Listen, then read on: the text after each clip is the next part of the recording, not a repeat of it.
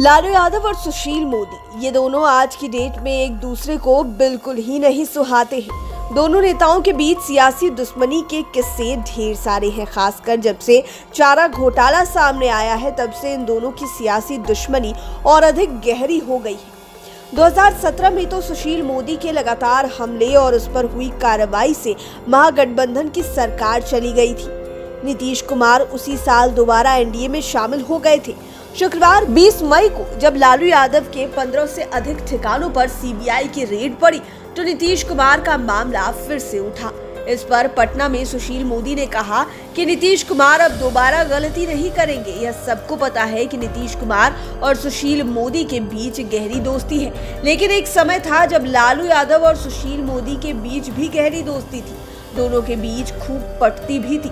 शायद यह दोस्ती के बारे में नई पीढ़ी को पता नहीं होगा। यह तो आपको पता होगा कि लालू यादव अपनी चुटकीली बातों और अपने मनमोहक भाषण शैली के लिए चर्चित हैं। वे ठेठ बिहारी स्टाइल में बोलते हैं, लेकिन यह भी सच है कि लालू यादव पहली बार बीजेपी के सहयोग से ही मुख्यमंत्री की कुर्सी तक पहुंचे थे और इसके पहले एबीवीपी के सहयोग से पटना विश्वविद्यालय छात्र संघ का चुनाव जीते थे।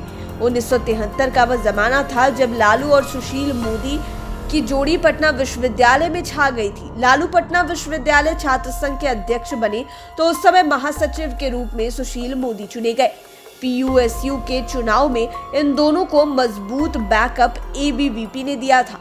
दरअसल लालू यादव ने 1971 में पटना विश्वविद्यालय स्टूडेंट यूनियन के चुनाव में अपनी किस्मत आजमाई थी, लेकिन उन्हें सफलता नहीं मिली थी। वे छात्र संघ का चुनाव हार गए। इससे लालू यादव को काफी निराशा भी मिली थी, लेकिन लालू शुरू से जीवंत माने जाते हैं। आज भी इतने झंझावत झेलने के बाद भी उनमें एक अलग सी ही एनर्जी है। तो सोच लीजिए युवा लालू कितने एनर्जेटिक होंगे।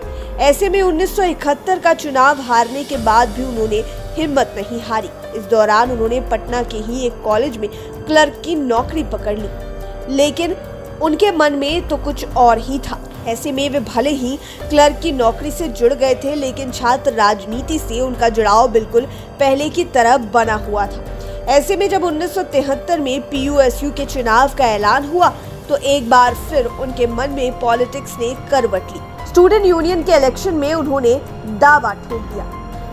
तब लालू ने समाजवादी युवजन सभा के बैनर तले पीयू छात्र संघ के अध्यक्ष पद पर भाग्य आजमाया। उस दौर में अखिल भारतीय विद्यार्थी परिषद भी तेजी से उभर रहा था और काफी मजबूत भी हो गया था, लेकिन इतना भी मजबूत नहीं था कि अपने दम पर छात्र संघ का चुनाव जीत सके। ऐसे में एबीवीपी ने अध्यक्ष पद के लिए अपना प्रत्याशी नहीं उतारने का निर्णय लिया। साथ ही उसने समाजवादी छात्र सभा के पैनल को समर्थन देने का फैसला किया। ऐसे में अध्यक्ष पद समाजवादी छात्र सभा को दे दिया गया, जबकि महासचिव का पद एबीवीपी ने अपने पास रख लिया।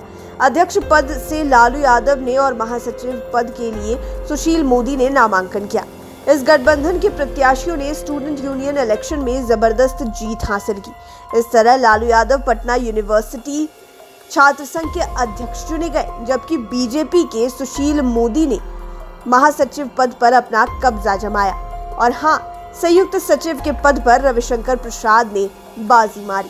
बहरहाल ये जोड़ी अब तो इतनी दूर चली गई है कि उसके बारे में कुछ कहना ही नहीं है, कुछ सोचना ही नहीं है। हालांकि राजनीति में सब कुछ संभव है। कोई किसी का पल भर में दोस्त और पल भर में दुश्मन बन सकता है, लेकिन ये दोनों ऐसे दो छोर पर चले गए हैं जहां से वापस लौटना सियासत में भी संभव नहीं है। यही वजह है कि जब 20 मई को लालू यादव के 15 से अधिक ठिकानों पर सीबीआई की रेड हो रही थी तो पटना में सुशील मोदी उनकी बखिया उधेड़ रहे थे। लाइव सिटीज के लिए राजेश ठाकुर की रिपोर्ट। अगर अभी तक आपने हमारे चैनल को सब्सक्राइब नहीं किया है तो जरूर कर लें।